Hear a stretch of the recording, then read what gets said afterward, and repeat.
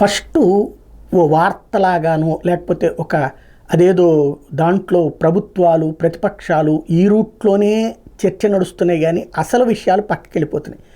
ప్రేమోన్మాదానికి కారణం ప్రతి ఒక్కళ్ళం అవుతున్నాం. నెంబర్ 1, సినిమాలలో వెంట పడటం హీరోయిజం.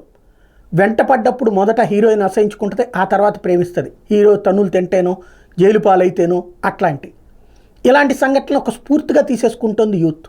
కానీ సినిమాల్లో హీరో అంటే ఆ 2.5 గంటలు అయిపోయాక వాడిదో నాడు వెళ్ళి నటించుకుంటాడు, వేరే సినిమాలు తీసుకుంటాడు. కానీ నిజ జీవితంలో అది ఉండదు. ఒక్కసారి ఆ ఉన్మాద కేసులో అరెస్ట్ అయితే జీవితకాలం వెంటాడుతుంది. ఇక నీ ఉద్యోగం ఉండదు, నీ బ్రతుకు ఉండదు, నాశనం అయిపోతుంది. అది అబ్బాయికి తెలియాల్సినటువంటి నిజం, చెప్పాల్సిన నిజం. ప్రేమించడం తప్పు కాదు, ఆ ప్రేమ అనేటువంటిది నువ్వు బాధ్యతగా ఉండి చేయాల్సింది. నీ చదువు పూర్తి కావాలి, నీ ఉద్యోగం పూర్తి కావాలి, నువ్వు ఒక చోట సెటిల్ అయితే చేయాల్సినటువంటిది. అలాంటిది కాకుండా ఇప్పుడు చదువుతున్నప్పుడే ప్రేమించేయాలి, కనబడ్డ అమ్మాయి నల్ల లైన్ వేసుకోవాలి, ఆ పైన చదువు వదిలేసి గాలికి తిరగాల, ఏదేదో చేసేయాలి. ఇది అబ్బాయిలకు పుడుతున్నటువంటి దరిద్రాన్ని ఇంట్లో ఉన్న తల్లిదండ్రులు ఆపాలి, లేదా కాలేజీల్లో ఉన్నటువంటి లెక్చరర్స్ విషయం గ్రహించి తల్లిదండ్రులు పిలిచి కౌన్సిలింగ్ ఇవ్వాలి. బట్ అది ఎవరికి వాళ్ళకి భయమే.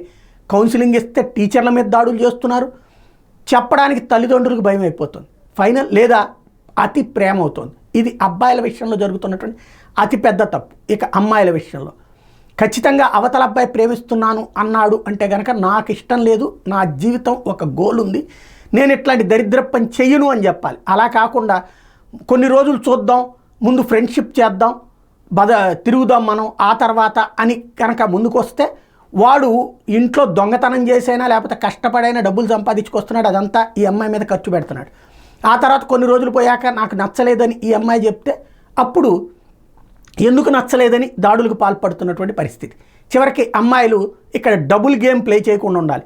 అమ్మాయిలు ఏం చేస్తున్నారు, మా ఇంట్లో వాళ్ళు తిడతారు కొడతారు అన్నటువంటి పేరుతో అబ్బాయిలతో చెప్తుంటే అప్పుడు ఇంట్లో వాళ్ళ మీదకే దాడులకు తెగబడుతున్నటువంటి సంఘటన నిన్న విశాఖపట్నంలో ఈ మధ్యకాలంలో జరిగినటువంటి సంఘటనలో కానీ ప్రేమోన్మాదపు సంఘటనలో జరుగుతున్నటువంటిది. అది అబ్బాయిల్ని వాడుకుని వదిలేద్దాం అన్నటువంటి ధోరణి ఏదైతే కొన్ని సినిమాల్లో కనబడుతున్నటువంటి హీరోయిన్లకి లేకపోతే హీరోయిన్ల ఫ్రెండ్ల క్యారెక్టర్లోని చూసుకుని వీళ్ళు అట్లా తయారవుతున్నారు. ఏంటి అంటే పేదరికం లేకపోతే మధ్యతరగతి వ్యక్తిత్వాలలో జీవితాలలో కోరినంతటి లగ్జరీస్ ఇవ్వలేరు. కాబట్టి ఆ లగ్జరీలు మన వెంట పడేవాడు గొర్రె అనుకున్నటువంటి కోణంలో చేస్తే ఆ గొర్రె అనుకుంటున్నాడు కసాయిగా మారుతున్నాడు, వీళ్ళని గొర్రెలుగా చేస్తున్నాడు, నరుకుతున్నాడు.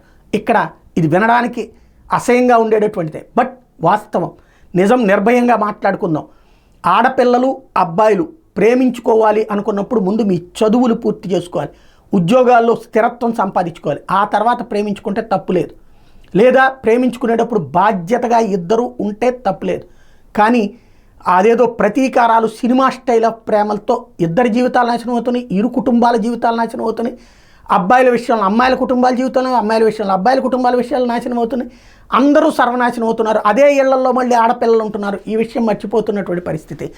ఇప్పటికైనా ప్రేమ ఉన్మాదాలకి కట్టడి జరగాలంటే తల్లిదండ్రులు బాధ్యత తీసుకోవాలి, విద్యాసంస్థలు బాధ్యత తీసుకోవాలి. అలాగే ప్రతి ఒక్కళ్ళు సెటిల్ అవ్వకుండా ఇట్లాంటి దరిద్ర పనులకు వెళ్ళకూడదు అన్నటువంటిదే. అంటే ప్రేమని దరిద్రం అంటలా నేను, ఈ దాడులు ఈ వ్యవహారాలకు వెళ్ళడమే దరిద్రం. ప్రేమించుకోవడానికి ముందు మనం బాధ్యత పూర్తి చేయాలన్నటువంటి అంశం మిస్ చేసుకుంటేనే ప్రమాదం.